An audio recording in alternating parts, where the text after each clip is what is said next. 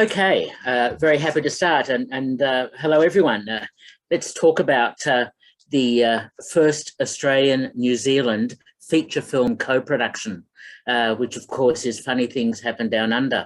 But before I talk a bit more about that film, and hopefully everyone's had a chance to see it, and also hopefully the full 86-minute version and not the sort of truncated and whitewashed or whatever 57-minute version. But anyway, just to put the film in context and to talk about the Australian film industry, some of which I'm sure you're all very familiar with, but I just wanted to put the film into some sort of context because, of course, in the 1960s, there was a movement to perhaps have something in terms of having an Australian film industry.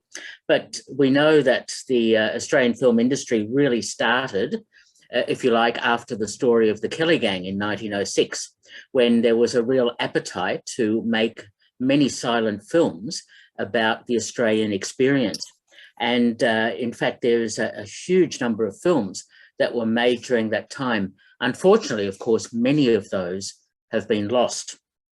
But that creation of films in the 1910s and 1920s led to a very strong slate of productions that was made in Australia in the 1930s, when we know Ken G. Hall and Charles Chevelle and Frank W. Thring, McDonough sisters, of course, Raymond Longford, Pat Hanna, etc., all were involved in making some really interesting and very Australian films.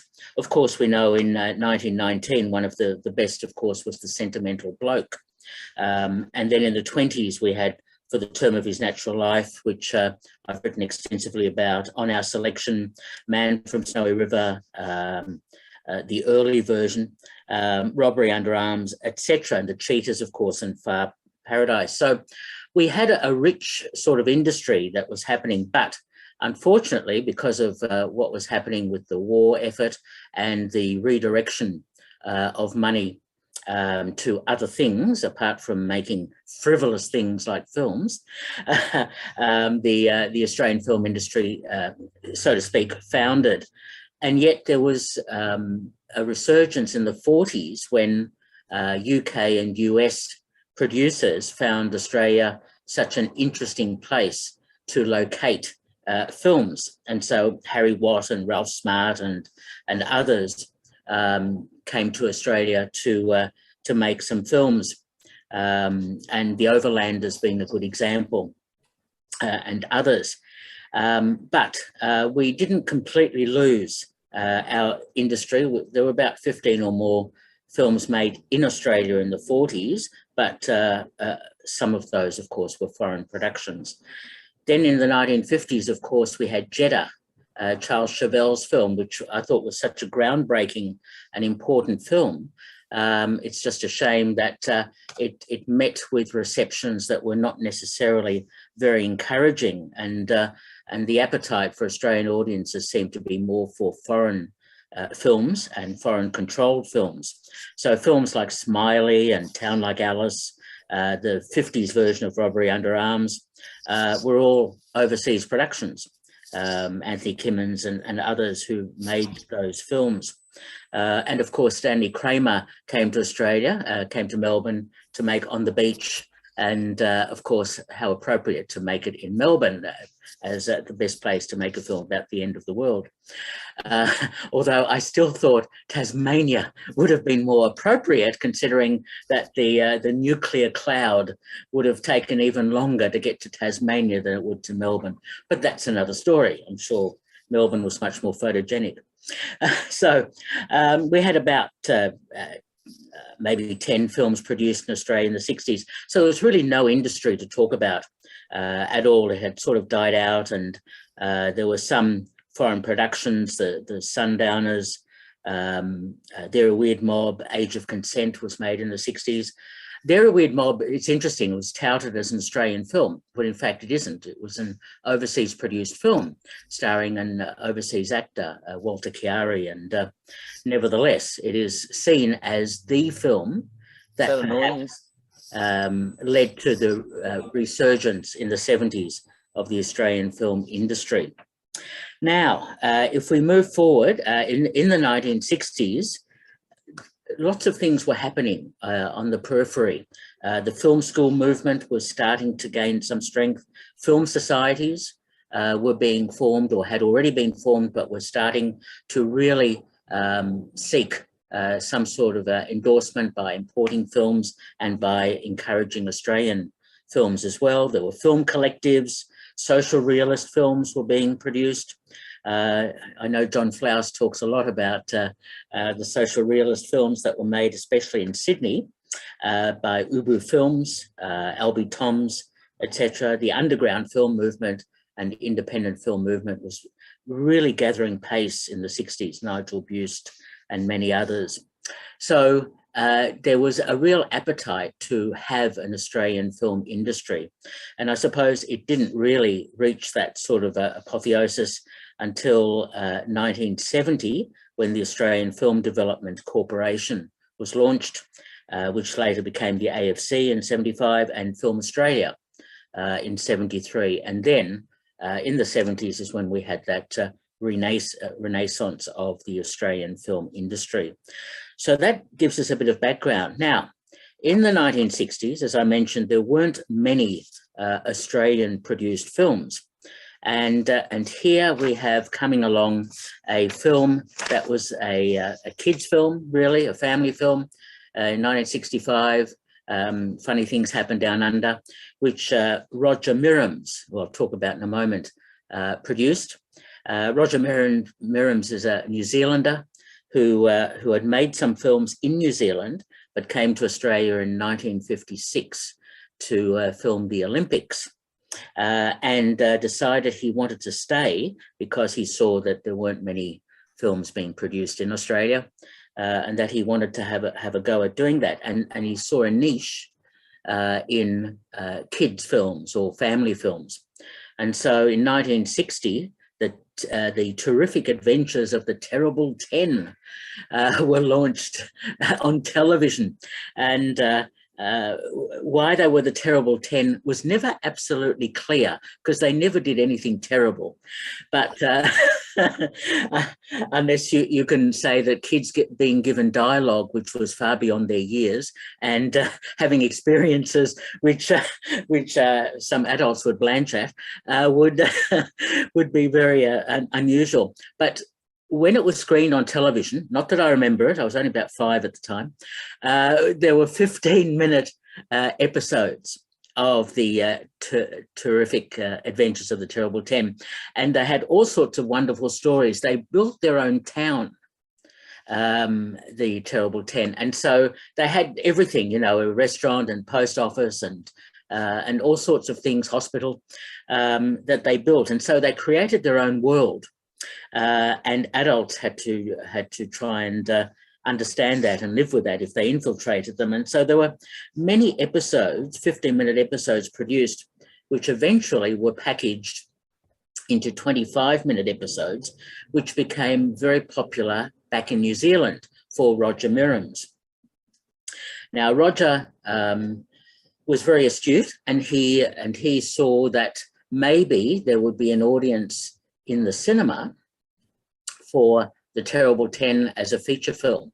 And so he got together with John Sherman, who wrote the screenplay, who'd written other scripts for Roger, Sea Spray and Boomerang and other things, and director Joe McCormack, who had also been involved with the Roger Miriams, with the Terrible 10 series and a number of other Roger Miriams produced films or television shows, and put together this screenplay called Funny Things Happen Down Under. Now, what is so interesting about this film is the Australian cultural heritage that the film is sort of set in. I mean, the Horrie Dargie Quintet, very popular at the time in the 1960s, supplied the music. And of course, you heard Click Go the Shears a number of times during the film, especially with rewritten lyrics and the Dancing Shearers, but I'll get to those very shortly. He obviously cast the whole terrible 10, and he also cast this ingenue who was a bit of a singer who was somewhat known a little bit around the traps, called Olivia Newton-John, as well as Ian Turpie, who was well known at the time, Bruce Barry, an actor with some gravitas, and others such as Frank Rich and Suzanne Hayworth, and a New Zealand actor, Howard Morrison, who of course was the New Zealand component of Funny Things Happen Down Under, to make the film marketable back to New Zealand. So here we have this film, which was nicely shot in the Macedon Ranges, with a plot about these kids who want to save, as you saw in the film, who want to save this barn for whatever reason, and so they wanted to raise money in this competition, a shearing competition, etc. But in the meantime, they discovered another way to raise money.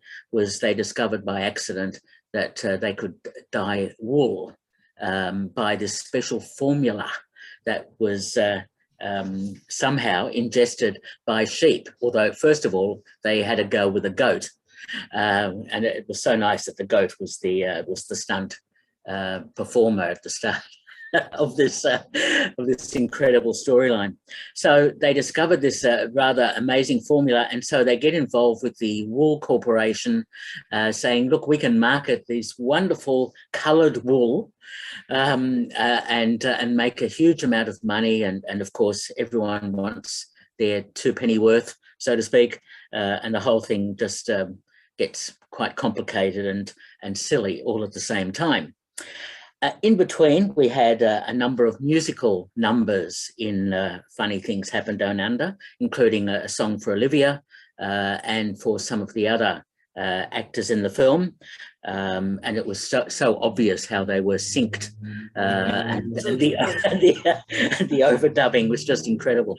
But but it was all nicely shot, as I said, in the Macedon Ranges in Victoria, and it's all very jaunty and all very amusing. It is regarded as a musical, and so of course later in the film, at the sheep shearing competition, which seemed very sedate, I thought. I would have expected something a bit more exciting, but anyway, the three Joe Latona dancers, and Joe Latona being a well-known choreographer at the time for his choreography work on In Melbourne Tonight with Graham Kennedy.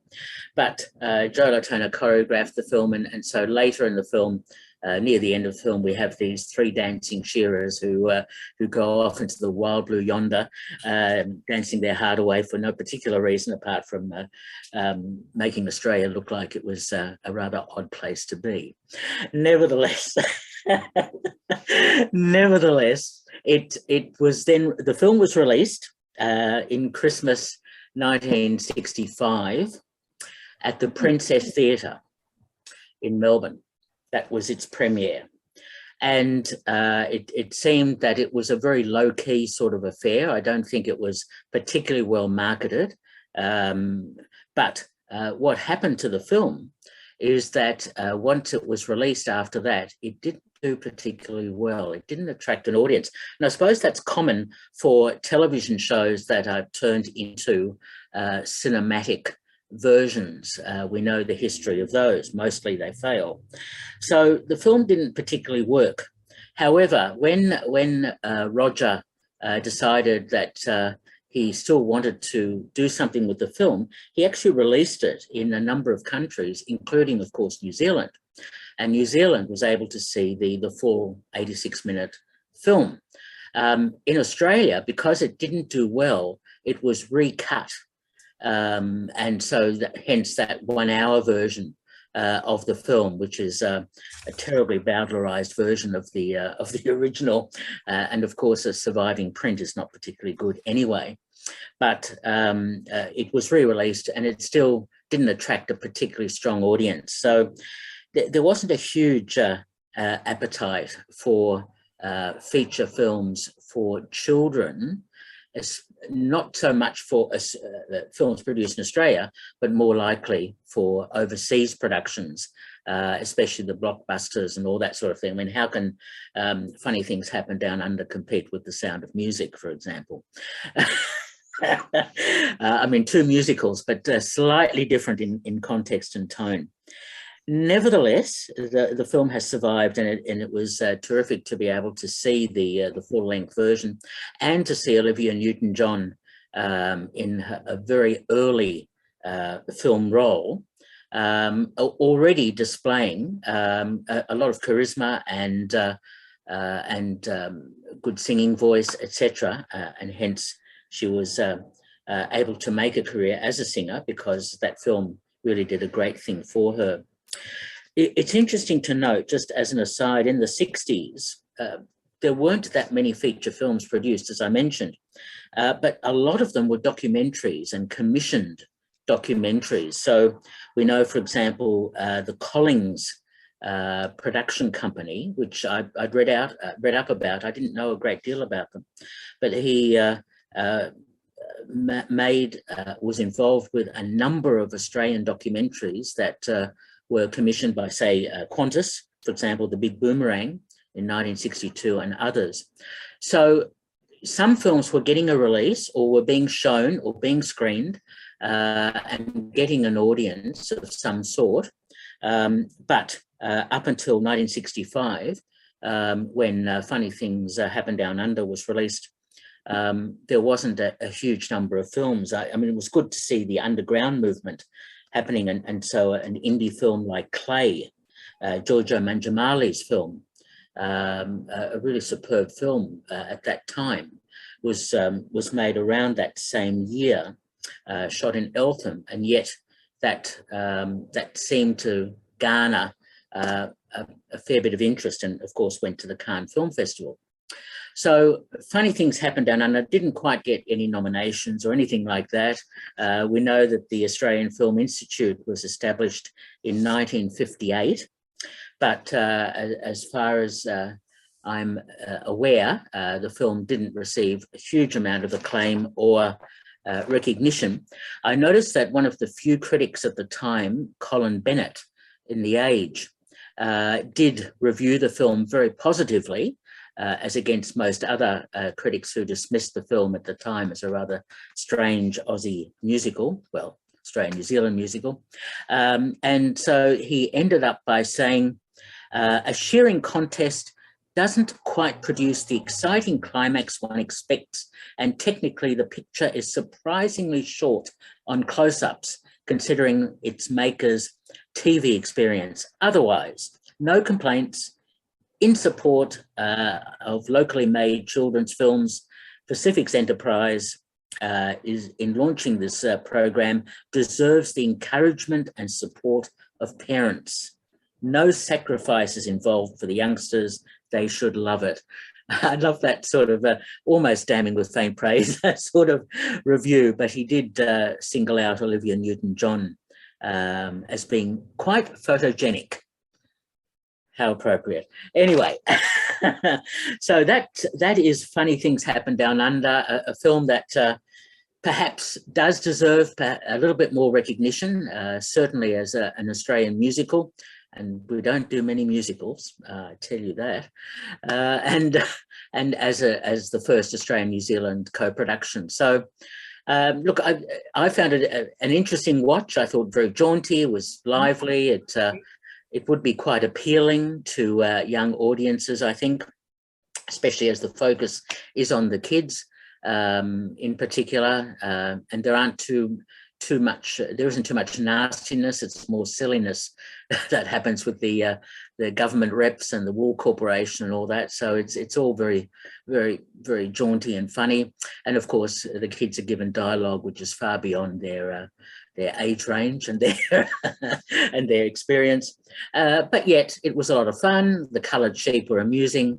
The musical sequences were okay. Horrie Dargie at the time was quite popular, and so overall, it's an interesting addition to the Australian film history genre and to Australian cinema.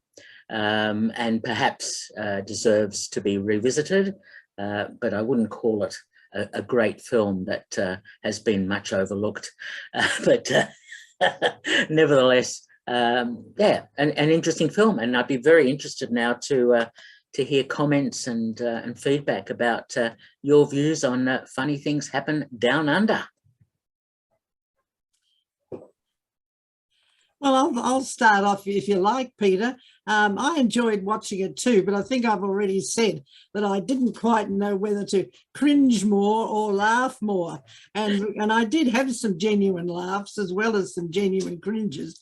In fact, I particularly liked the baddies, the wool brokers and so on. And I was also delighted with the parliamentarian who was the wonderful John Gray, who was terrific to see him again. He'd been a stalwart of Sydney New Theatre in early days, you know, and he was a terrific actor.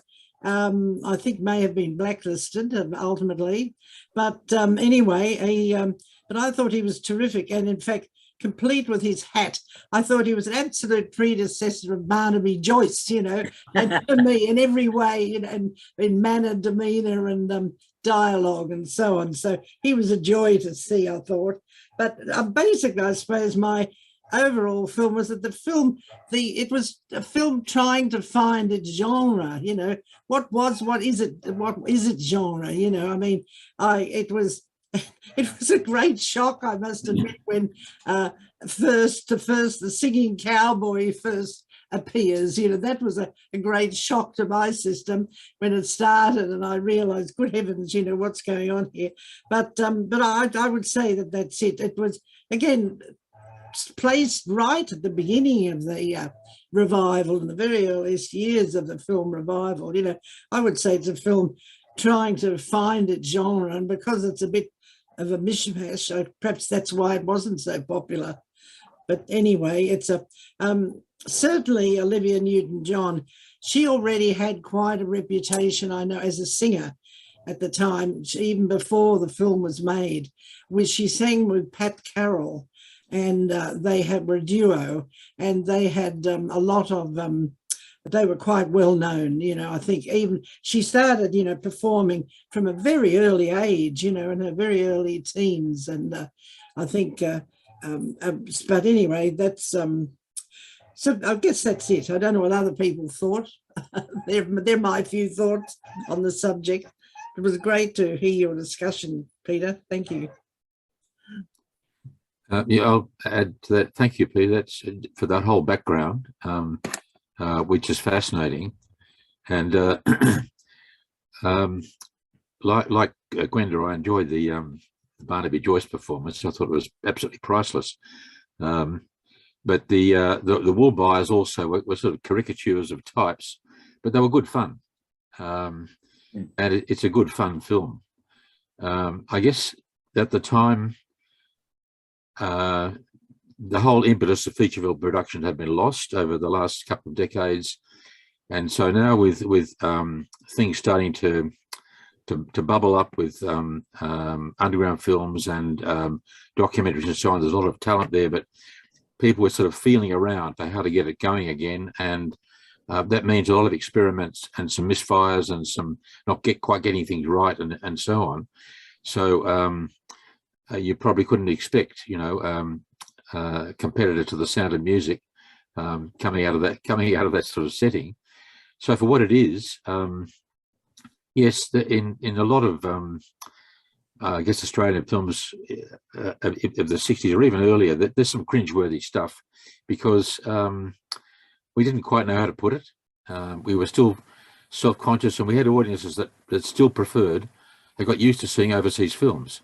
And so we're instantly compared to very sophisticated productions from other countries, and yet we still wanted to project some kind of national identity.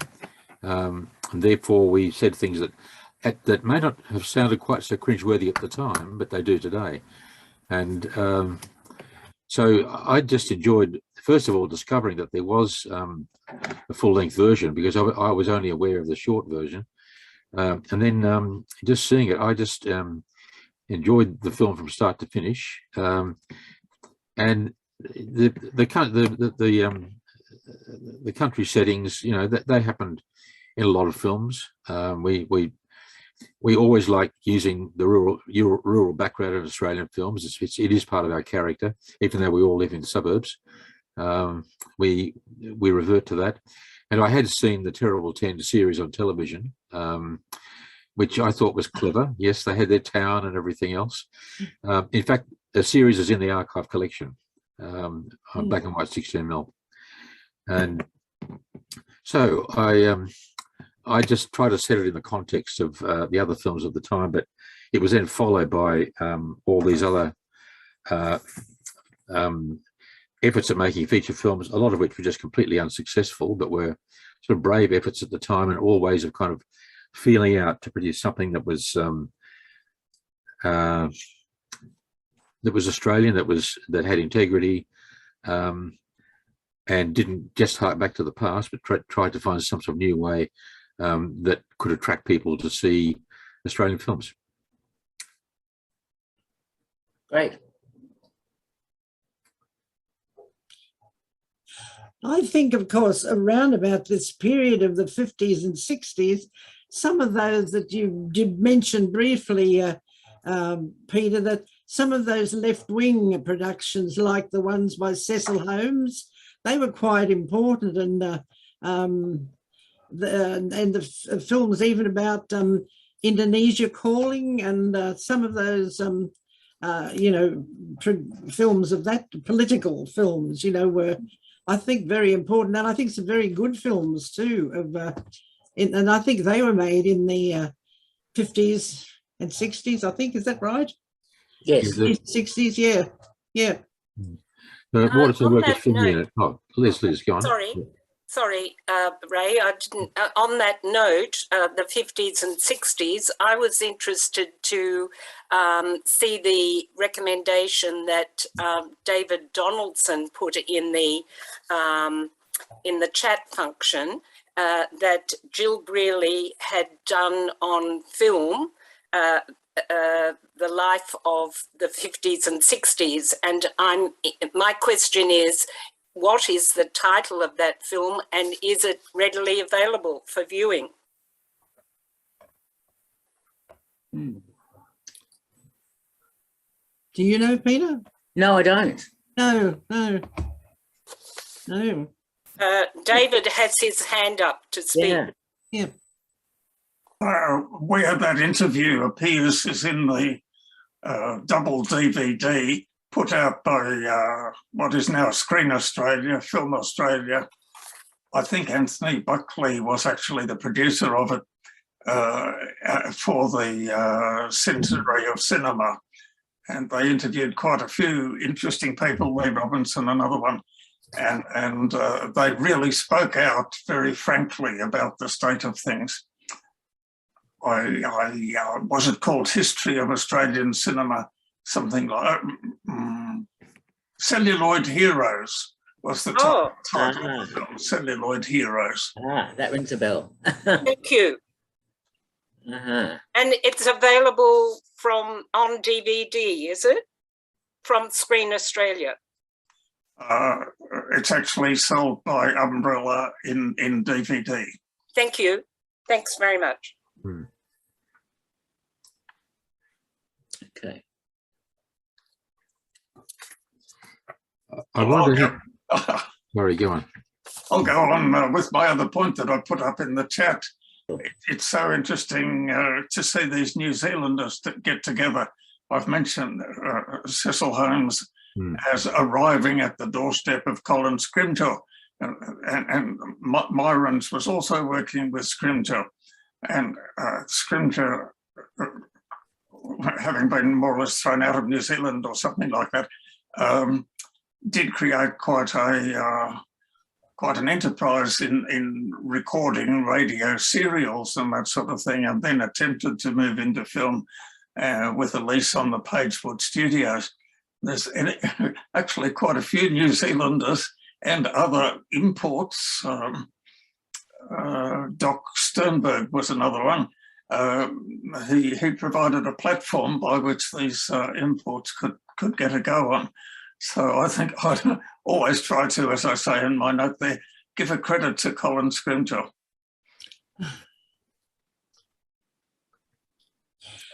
I want to ask whether was this film, Funny Things Happened, was clearly an attempt to create a musical, and did Australia go on to make any or many more musicals? I've got a feeling it might have dropped off as a genre.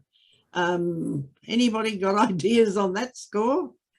Well, it's more, I think it's more related to being a kids' film and having music in there, because there was some influence from British films from the early 60s.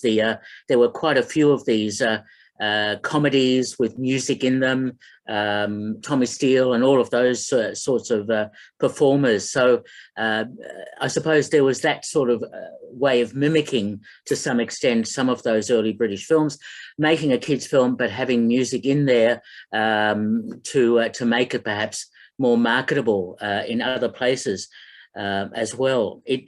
There was another musical made after Funny Things Happened Down Under, a New Zealand film that was partly shot in Sydney. I don't know if anyone knows it. I have never seen it. Don't Let It Get You, in 1966. Carmen Duncan was in it. So was Normie Rowe, Howard Morrison again, Kira Takanawa. And it was touted supposedly as a musical comedy, a bit like A Hard Day's Night, which was made in 1964 in the UK. So I suppose that was the second attempt to make a musical in Australia, and I suppose that failed miserably because no one knows anything about that film. Right. My other question was where the kids came from, and Peter, you mentioned in your summary that the series, the TV series, but were they, where did they come from initially? Were they part of a drama group, or what experience had they had? That's a good question. I'm not so sure about how they were cast. And I mean, we're going back to 1960 when the first series of the Adventures of the Terrible 10 was made. You probably recognise one of the kids who went on to have a bit of a career, Gary Gray, but the others are not that well known. But I'm not sure of their origins. Maybe someone might know how Roger and others gathered them together to be in the original TV series of The Terrible 10.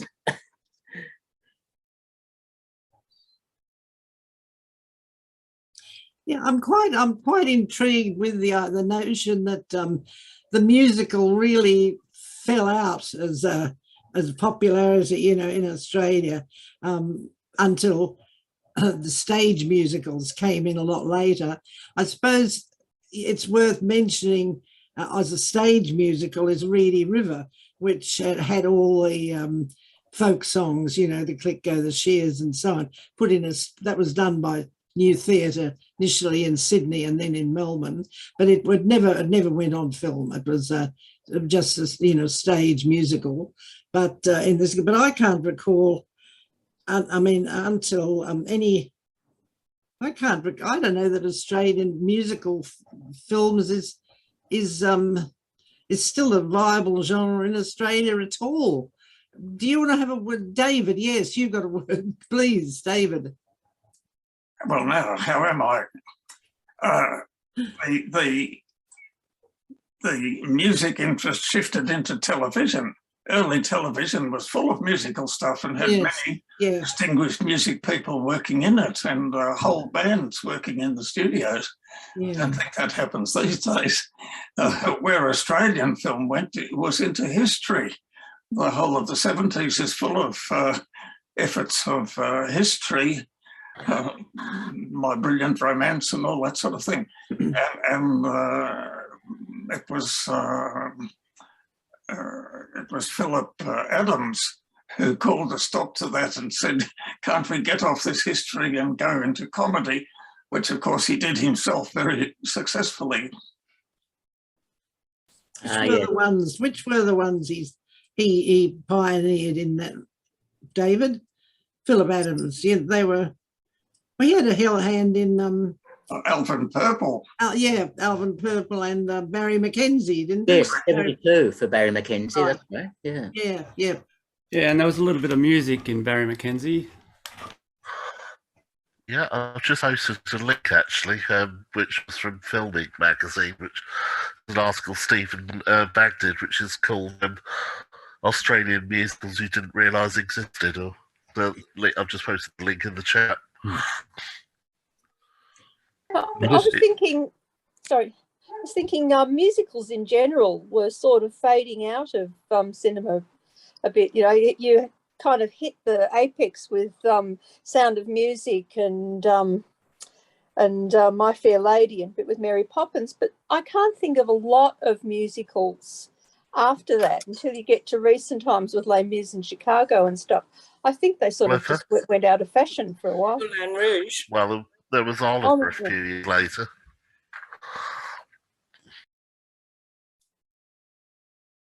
I think Sound of Music put a lot of people off. We did have some tradition of including musical numbers in feature films in the 30s, and both in the FT films of Frank Thring, there are musical sequences, and in the Cine Sound films, there's quite a number with musical sequences. The films themselves are not musicals, but the song sequences fit into the plot line, and they're quite competent and they're quite good. I'm thinking of for the Cine Sound films in Mr. Chedworth Steps Out and Come Up Smiling and Strike Me Lucky. They've all got musical sequences, and his George Wallace films. Let George do it. Yep. And then for Thring, you have Ticket in Tats. And His Royal Highness. His Royal Highness, in fact, in 1932, could probably be classed as a musical. It was a musical. And before that, our first musical was Showgirls' Luck, which was a financial and artistic disaster, but it was a musical. But I guess after that, we moved on to films that had a musical sequence rather than just a musical plotline. Yes. And Ray, that reflects what happened when the talkies, so to speak, were developed, that musical films or musical sequences were a mainstay of not just Australia, but obviously it's Hollywood. Jolson Singer and all that, musicals were very important to launch the talkie era, whereas it was more difficult with dramas because of the way the camera and the microphone could not move, and so it was easier to record musical numbers. But yeah, interesting. It's interesting too, in the 60s, that musicals, there was musical like Star, and there were a few other musicals that were made, Thoroughly Modern Millie, I think, and some others going into the late 60s. But yes, the genre started to die off to some extent until it's now has a resurgence with La La Land and a number of other films that are coming up, like a new version of West Side Story. But in Australia, yes, as you've already said, there was some experimentation going on using some British influence to have some musical numbers and very Australian numbers with Click Go the Shears. But don't you love the lyrics for the additional stanzas for Click Go the Shears? Very amusingly written by Horrie Dargie and his group there. It's I thought it was more tongue-in-cheek than it was reflective. Yeah. Can you quote some of them? Because I can't remember. No, I should have written them down. Oh, right, okay. But it was hard to write them down when you were distracted by these three shearers who were dancing around the sheep and everyone else. I thought definitely odd, yeah. Very odd. Joe Latona had gone mad, but then he obviously worked under direction. But but it's interesting how that sort of film, kids films for Australia, was not particularly well covered, and so more dramatic films in the late 60s. I mean, one I remember vividly is You Can't See Around Corners, which was quite groundbreaking in the late 60s for a very frank Australian film about the Vietnam War experience and and romantic issues attached to that as well. And 2,000 Weeks. A child has a key role in that, doesn't it? A child has a key role in that, doesn't it? You can't see around corners. Yes. A child, yeah. Exactly. Again, it was a spin-off, though, from a television series, but more successful in terms of understanding its audience, I suppose. I thought it was very Monty Python-ish at the beginning, when the horses that were galloping on dirt sounded like the coconut shells being. Yes, they did. That's right. That was cringe number one, I think. Cringe number one for me. Yeah, one, they improved that within a minute or so, and the horses did sound as if they were on dirt. I actually thought, I sort of laughed at first, but then I thought it was quite clever, because that was actually the rhythm for the song that the cowboy went into. And I remember thinking, oh, that sounds terrible. And then thinking, oh, that was clever.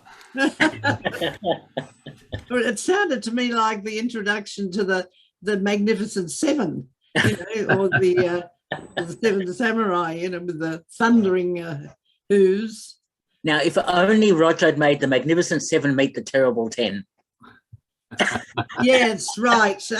Quite so. Now, look, something I want to ask: Peter, when did the when was the Australian Children's Television Foundation developed? Because that produced such quality. That was Patricia Edgar, wasn't it? Yes. And that had it was quite a bit later, wasn't it? But can you recall when it was? When it was? Were they working in the 80s? Was it the 80s, or can anyone? It might have been a bit earlier. I think maybe even the 70s, because of the push at the time for Australian television to be much more. 1982. 82. Oh, thank you, Liz. Thank you. I thought it was earlier. Yeah. Yes. Sorry. No, I was just. I was going to ask a different question. So if you want to finish. Gwen. No. I was just thinking, the quality of the stuff that they produced was just eons ahead of Funny Things Happened. Really, it was. I think, yeah. So, I think maybe I wondered whether Funny Things Happen was sort of inspired by, and Peter mentioned Smiley, that the Smiley sort of model of kid heroes in that sort of setting. But the question I want to ask actually is probably more one for Ray. You mentioned that going back to the TV series of the Terrible 10, you mentioned that they are in the archive. There's copies of those episodes in the archives, and they're on 16mm film. And my question is actually, were TV shows filmed in 16mm film in those days? Yes, they were. Right. Yep. And in fact, in the collector circuit now, a lot of the television libraries were 16mm. So all the imported shows were on 16mm as well, all the half-hour sitcoms and adventures and so on. And those prints now float around the collector circuit. And it just changed hands. So I have a couple myself. Episode of the Cisco Kid or the Dick Van Dyke Show. These once the libraries closed, the prints just kind of washed into the collector market. But they were all 16mm black and white, and that's the way television ran at the time, before videotape finally completely took over. But since these were mostly imported from America, that was the way they were shot, and it was the way they sold them to us. So it would be natural to shoot the Terrible 10 on 16mm. Yeah, particularly if you want to send prints to other countries, sell to other countries. That would have obviously a good thing, because a lot of the videotaped series were taped over, weren't they? And so they're lost. Whereas the 16mm, it was a preserved format. Yeah. Well, I think you got a lot of BBC stuff. It might have been shot on video, but it was tele-recorded in 16mm and sent to other countries that way. Yeah. We know the story of Doctor Who, for example. You know, they would record on videotape and they just wiped, and now the collectors worldwide, you know, look to try to find the lost episodes. Another 90s ago. And often those ones tend to be people who filmed them off their TV, aren't they? That some of the surviving episodes. I think in some cases, but I think also you had different television line standards in different countries. You had NTSC in America. You had the original BBC English system. We had PAL 625 line in Australia, and these were not compatible with each other. So if you had 16mm, it could go anywhere. Should the NFSA not perhaps be restoring or digitising these original television episodes? I sure hope so. That's what it should be doing. Exactly. So that they're accessible. Yeah. I wouldn't be surprised, though, if there are digital prints of that original series in New Zealand. Yes. Oh. Yep. Well, there's the what was the New Zealand Film Archive is now Ngāi Taonga, is the New Zealand equivalent of the NFSA, and I don't know, you know, what's much about their collection, but they're a very active body, and they logically would be collecting New Zealand productions or co-productions or whatever. So there's every reason to think that there would be that material in their collection. I hope. Yes. The reason that videos were recorded over when they eventually got video recording going was that they used a extremely wide, I think probably about 3 centimetre wide tape, and that tape was extremely expensive. So they had to reuse it. I mean, they couldn't afford to just put it in the storage, and then they weren't sure how long it would last anyway. But all television was either live or 16mm. Yeah.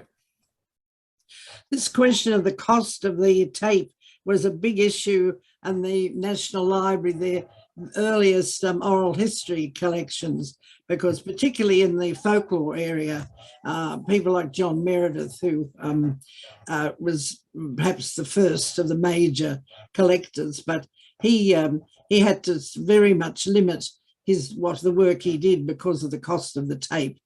Similarly, with recordings done by Norm O'Connor, the tape was the cost was a big dampener on, you know, how much oral history work people could do. Yes. No, I think that was a major issue, and that original tape, and of course there are a lot of examples of it in the NFSA. The original wide quad tape. Yes, it was expensive, and yes, they had to record over it. But as time went on, the formats miniaturized, became smaller, and the tape became cheaper, and it didn't matter so much. But that took a while to happen. A side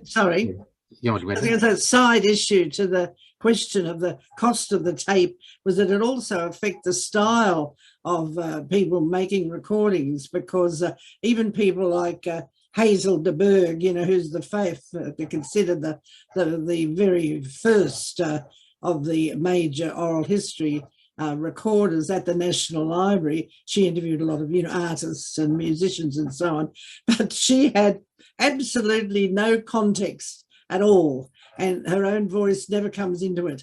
There's always, it's just the talking of the thing being recorded.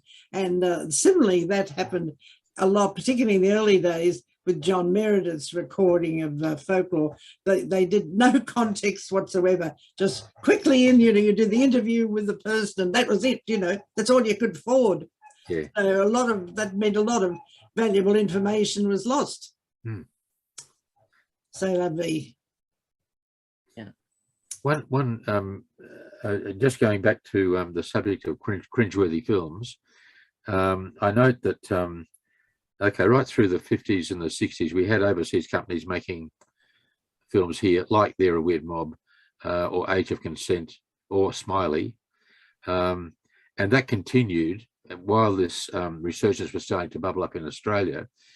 And I can remember two films from 1970, which was Adam's Woman and Ned Kelly, which are extremely cringeworthy. And their overseas attempts at Australian history in inverted commas. I remember Adam's Woman, which was actually edited by Tony Buckley. It started off with an entirely different title, and he wondered what had happened to it. And this trunk titled Adam's Woman turned up and just sat in the studio for yonks. And he finally looked at it, realised it was his film. And it's about, it stars. What's the title? Tell us. It's called Adam's Woman. Called what woman? Adam's Woman. Adam's Woman. Adam's Woman. Okay, Adam's Woman. Yeah, okay. Yeah. Thank you. And it stars Beau Bridges, who was a kind of described in Graham Shirley's book as a kind of hippie rebel convict. Oh. But the mind boggles. And then you had Mick Jagger as Ned Kelly, which was, if anyone was completely miscast. And so as a take on the Kelly story, but that was a big budget production and directed by Tony Richardson, who was a big name director, but just chose the wrong guy to play the part. Half the budget probably went on Mick Jagger. Probably. who sang in that production too, by the way. Oh, I don't remember that. God. He was Colonial Boy or something like that. Oh dear. Just make a comment about Ned Kelly. Yeah, can you guys hear me? I'm not coming up with the video. That doesn't matter. I don't see myself, though, do I? Sorry. Well, Pete Sumner was a really good friend of mine, and he told me about a few things that happened on that set. Yep. Because Pete played Joe Byrne, I think. And he said it was atrocious what Mick used to do. They just out-acted him in every scene, and they had to downplay all their acting to go down to his standard rather than him trying to come up because he was that good. So, I can't remember all the stories. He told me a few stories about what actually happened on set with him and stuff, and they were quite funny too, actually. Mick wasn't that bloke. But anyway, I just thought I'd just throw that in because talking about being miscast, how about no cast at all would be more like it. But I suppose he did his best and he tried. He did try to pick up stuff from those guys. I can't remember who the other actors were now, but I haven't seen that for 100 years myself. But I just thought I'd just mention that, what Pete said to me years ago about it. It was quite funny and we had a good laugh. That's good, Evan, because I actually, that's a production I remember because it was shot near Canberra. Yeah. And the crew actually came in to the National Library, into the film section of the National Library, wanting to borrow some reels and other stuff. So that was fine. And we actually organised for them a screening of the older Ned Kelly films so they could see them. And I was invited to go out on the set and watch some shoots, which I did. And then I was invited by the editors to watch them work. So they actually set up an editing room in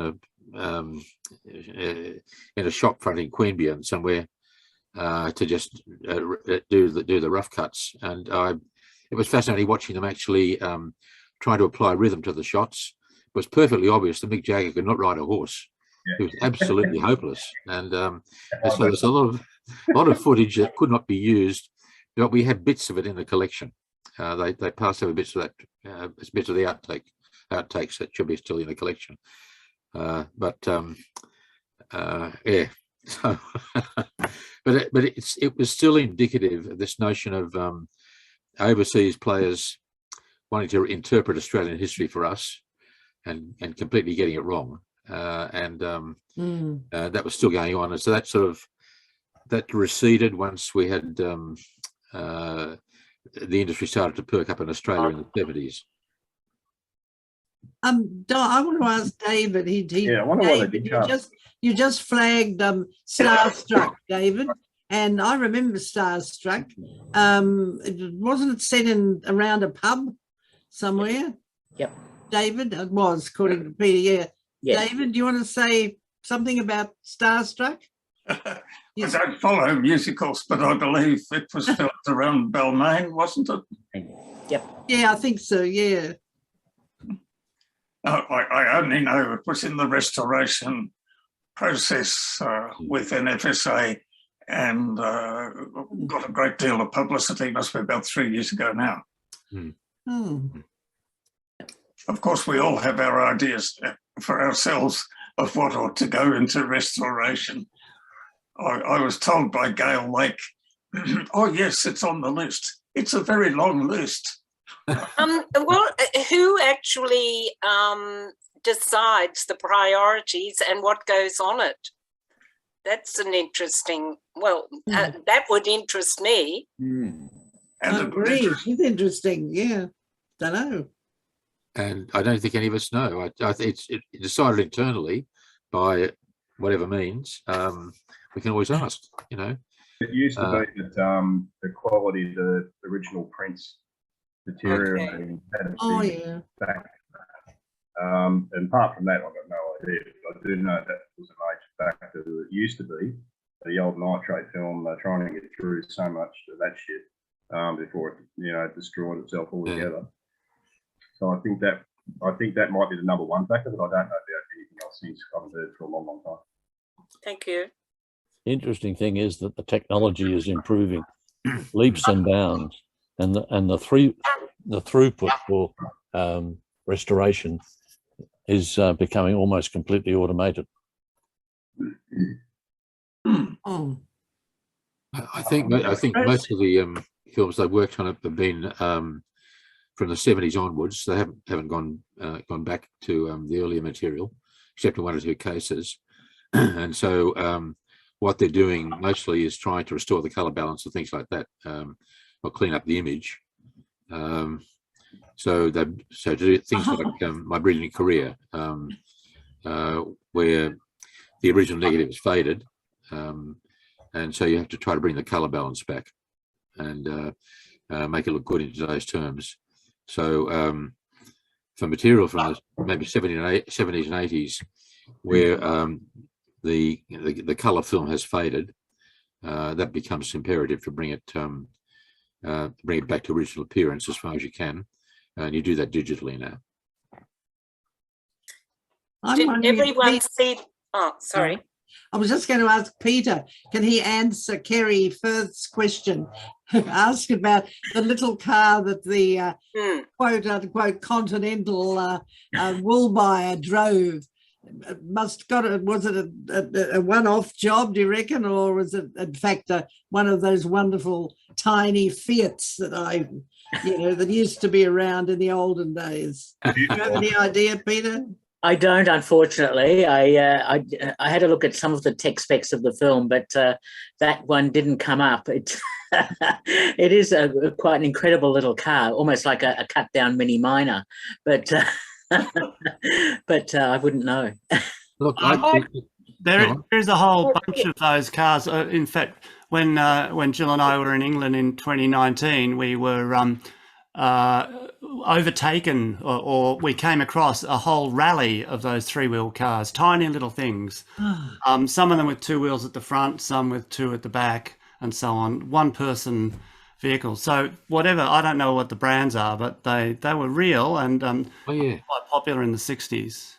And maybe I can reveal that when I was at high school, which was from the late 50s, that finished in 1960. Our music teacher, Dennis Condon, had such a car. Oh, my goodness! And he would drive to school in it, and we'd all watch him get out of it because he opened the top, But well, obviously appealed to him. I'm not sure what the brand was, but they were certainly around in the late 50s. David has something to say. Again, cars is something I'm not interested in, but would that have been the Gogomobile? Oh, yeah, that's right. Yeah. That's one of the models, I think. Yeah. I was going to suggest that. No, I think it was just a nice touch to include that in the film, because you're giving those three wool buyers quite distinct characters. Vehicles. That was terrific. Yeah, that was one of my favourite bits, actually. Yeah, I enjoyed that. And I also like them hiding in the wool press or wool, whatever it was. That was a great. No, I think in the film that they sort of played out that scene quite well. So the kids being smarter than the adults, trying to sell them a product, and the wool buyers being greedy, so they're all three different types, and they all try their own way to get hold of the formula, and so on. And then you have the politician as well. So these are all caricatures, but you know, they have some anchor to real life. Yep. A lecturer at RMIT had a Goggamobile, and one day it was carried up 2 flights of stairs by the students and left on a landing. Oh, good grief. That's right. My misspent youth. A few students bounced one of the teachers' cars between 2 bollards once too at school. Yeah, no way. I think it was a Mini. David has his hand up. We're drifting from the subject, but Easy to do. a similar prank was carried out by Wayne Groom, who's now an Adelaide film producer of an interesting range of films, actually. Wayne was an engineering student, so at 2 in the morning one time they got hold of a Holden and took it out and hung it below the bridge over the River Torrens, hanging by ropes. Wow. Well, adding to the story, I don't know how they did it, but some of the year 12s when I was at high school on mark-up day managed to get a teacher's car onto the roof of one of the covered walkways. Grief.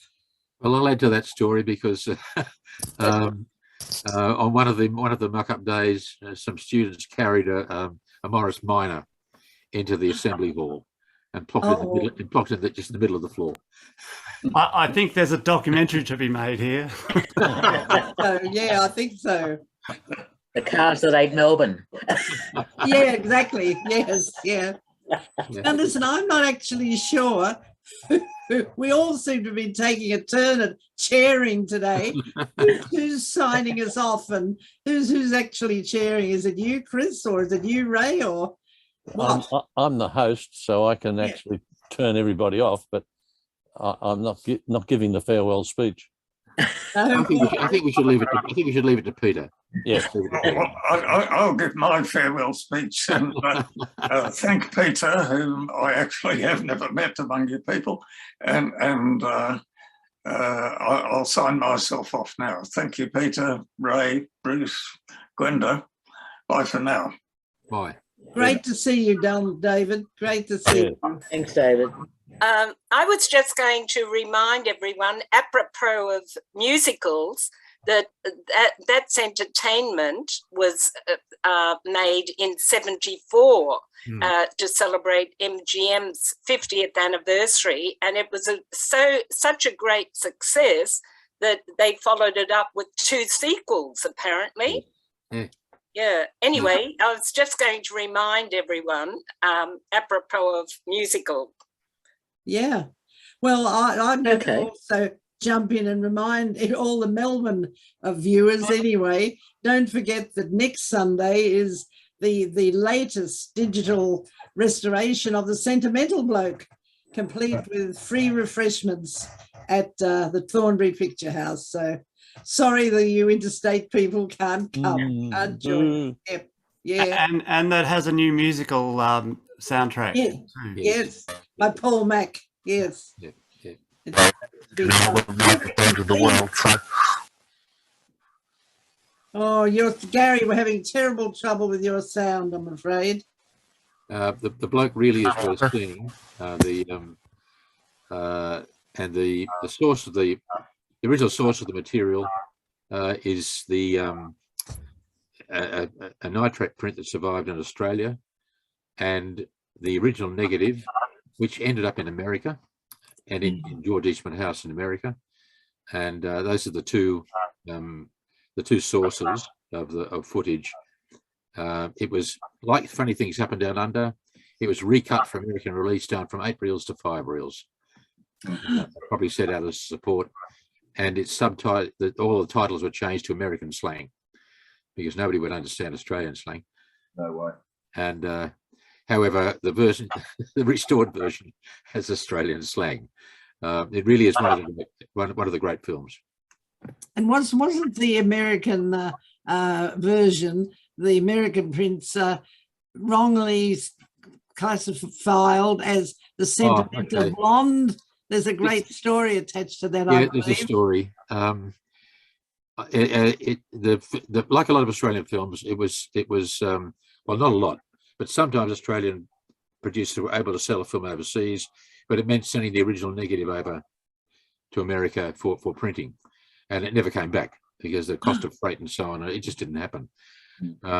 So in this case, the negative somehow gravitated to George Eastman House, which is one of the oldest film archives in America. Nobody quite knows where it came from or how it got there, but it was there. And I was visiting there in 1973, and I was very new in this field. And my boss back at the National Library, Rod Wallace, had told me that he thought they had a copy of the bloke. So when I got there, I asked Jim Card, who was the curator, does it ring a bell? And he sort of mused for a while. He says, "Oh well, let's go and have a look." And he knew his collection. We went out to the nitrate vault through the snow. We fossicked around, couldn't find anything, and then in a corner I saw a stack of 5 cans with sticking plaster on the side. It was labelled the Sentimental Blonde, and I thought it couldn't be, could it? So I opened reel 1 and unreefed the leader, and there it was, the Sentimental Bloke, the story of a tough guy, Raymond Longford. So it had got mislabeled because nobody knew what a bloke was in America, and so somebody obviously thought that was a misprint somewhere, and they gave it a different title. Now I don't know anything about their cataloguing practices at the time. They're probably fairly rudimentary, but that's what somebody did, and then it was just put in the vault and left there. So eventually a copy of that negative came back to Australia and made the restoration possible.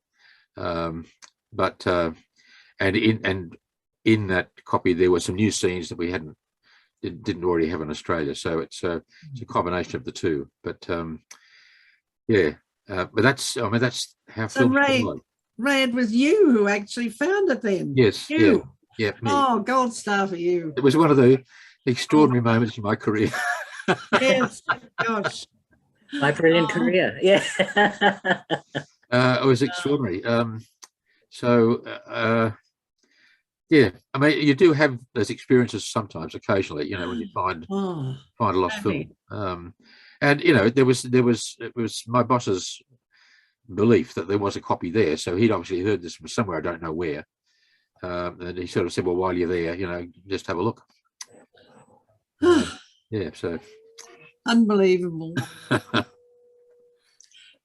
Well, Chris, since you don't want to make the final speech, shall we ask Peter to make the final speech, and then perhaps we ought to wind up? What do you think, Ray? I think so. All right, Peter, do you want to say a few last words? I will. I just want to thank Daniel. He's sent through on the chat line a line from the Olivia Newton-John song in Funny Things Happen Down Under, which is quite amusing. It'd be nice to have the lyrics for those 3 dancing shearers, but anyway, that's another story. And I should mention, if you thought kids being far superior to adults in solving problems and so on, then of course you don't want to miss in 1969 Skippy and the Intruders, which was of course a spin-off from the TV series, and of course, as we all know, kangaroos save all of us from each other. So look, thanks everyone. It's been really enjoyable seeing the film and talking about it, and also the point is that we have a rich history of Australian cinema, and that we definitely need to discuss more about Australian cinema, certainly in the past and in present as well. And so this is a great avenue to be able to do that. So thanks everyone for being a part of this. It's been very enjoyable. Thank you, Thanks, Peter. Peter. Thank you very much. Thank you, Peter. And